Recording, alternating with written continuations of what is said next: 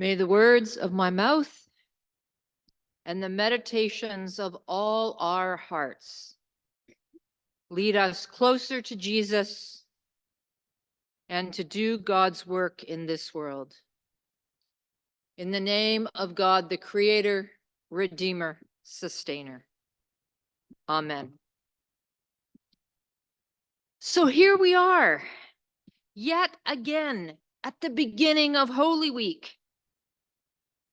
We stand in celebration with Jesus and his disciples as they process into Jerusalem.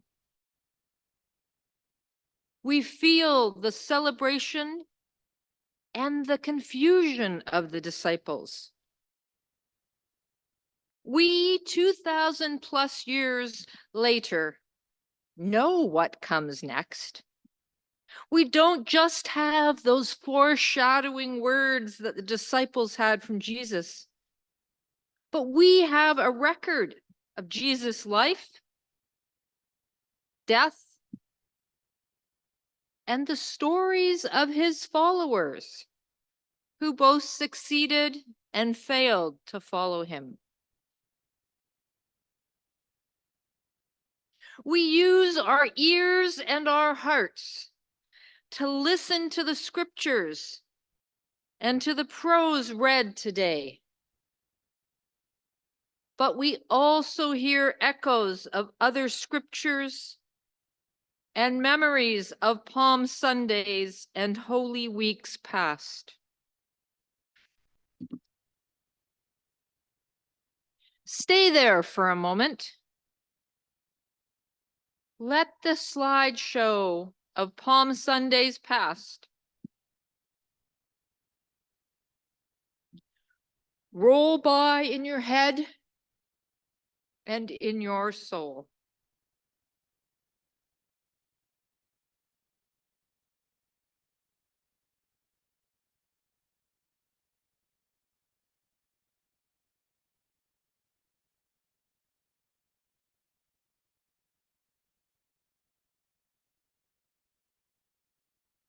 Today's version of the Palm Sunday story from Mark is shorter than the Luke version referenced in this Wheel of Rocks reading.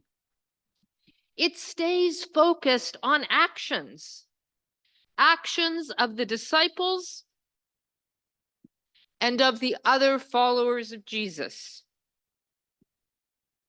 The Mark story tells of people who first did what they were asked. Jesus said, go get the colts, so they did. And then they did what they felt compelled to do. They threw their coats on the colt and then on their road. There was something in this man, Jesus,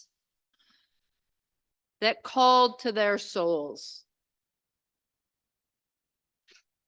They may not have understood what Jesus was asking, or indeed what he was about to do, but they needed to be with him, and they needed to honor him in their here and now. I never cease to be transported to that place in my imagination when my hand wraps around the palm and we lift them. Ride on in majesty, we sing today. But that simple Hosanna from the first procession rings out across the centuries and draws us toward a figure whose actions shaped the world in his time. And if we follow him, those actions shape the world in our time too.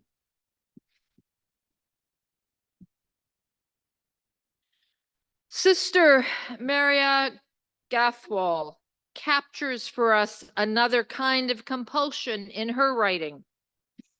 the awesomeness of the earth, the history contained in a rock that is 2.9 billion years old. It called out to her. It called her to pause, to listen, to honor and communicate. In that moment, she heard the echo of the Luke story of Palm Sunday, when the Pharisees think the disciples are blaspheming because the disciples are crying out, "Blessed is the one who comes in the name of our God. Peace in heaven and glory in the highest." The Pharisees tell Jesus to rebuke his followers. Jesus responds, "I tell you, if they were to keep silent, the very stones would cry out." Much could and has been said of the Pharisees, their need for the status quo, their opposition to the disruption that Jesus brought. I, however, wonder, what were they hearing? They heard blasphemy, but did they hear awe? Did they hear honor? Did they hear relationship? What were their ears tuned to hear? Sister Maria heard the cries of the earth in that rock. She honored the witness of the rock and its long tenure on this earth. What cries are we hearing? Who and what are our ears and hearts tuned to hear?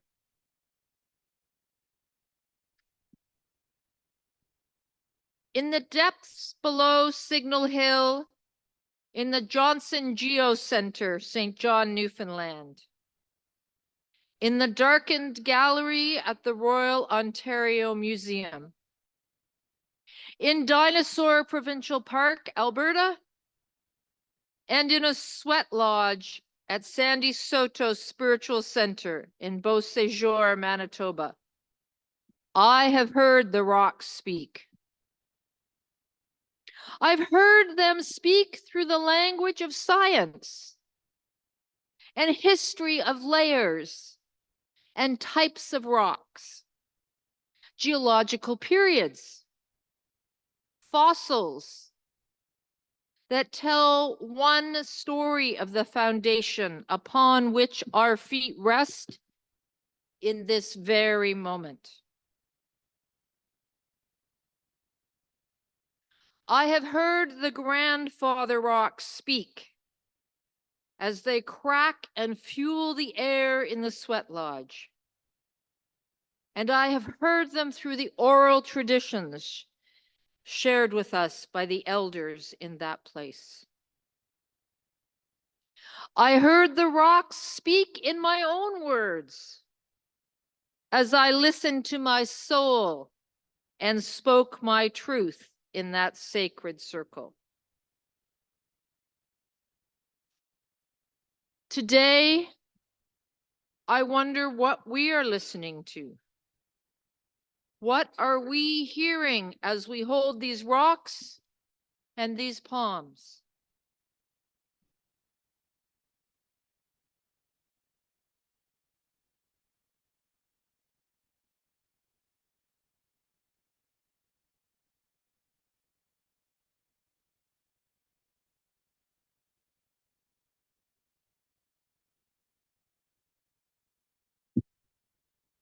As we lift our eyes away from screens and newspapers and books, Let us truly listen.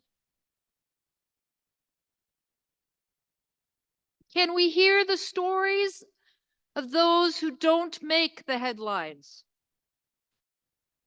Those living through and suffering in the countless conflicts that continue, regardless of whether the West or the North or the developed world are involved or paying attention. Do we hear the stories of the 110 million people forcibly displaced? Do we hear the stories of those living in the shadows of the separation wall in Palestine, Israel, and those beside the borders, the world over, that keep people where they belong? Do we hear the stories of those in our midst who we are still getting to know or don't know at all? And do we know the stories of those seeking Holy Trinity as a place of compassion and hope? Do we know the stories of those whose way of life is disrupted and irrevocably threatened by extractive industries that remove minerals and fossil fuels from our earth for profit? Do we know the story of the earth herself, who is exploited to serve humanity's wants?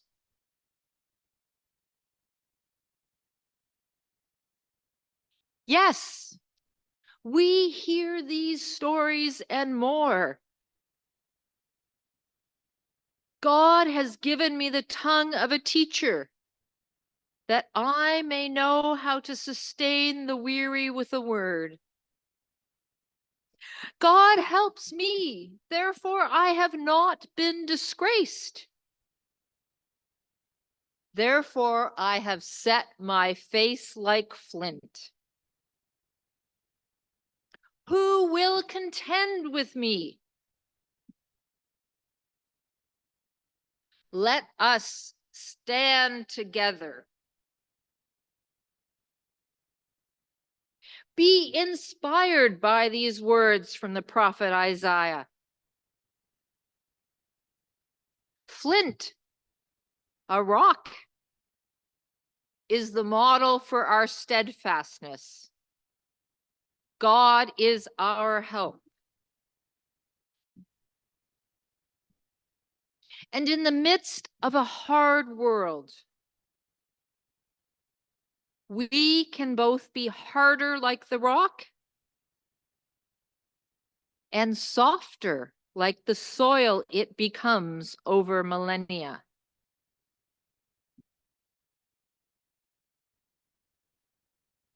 Being human is hard, but it requires softness.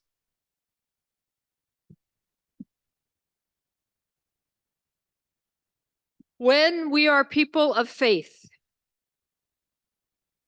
and we open our ears and our hearts to all our relatives, we open ourselves to heartbreak and joy, to disappointment and discovery, confusion and clarity. The people and the rocks are crying out, Hosanna. May we find even the small signs of hope that can guide us forward to seek justice and create a new world in which the dignity of all and the sanctity of the earth can be known. May it be so.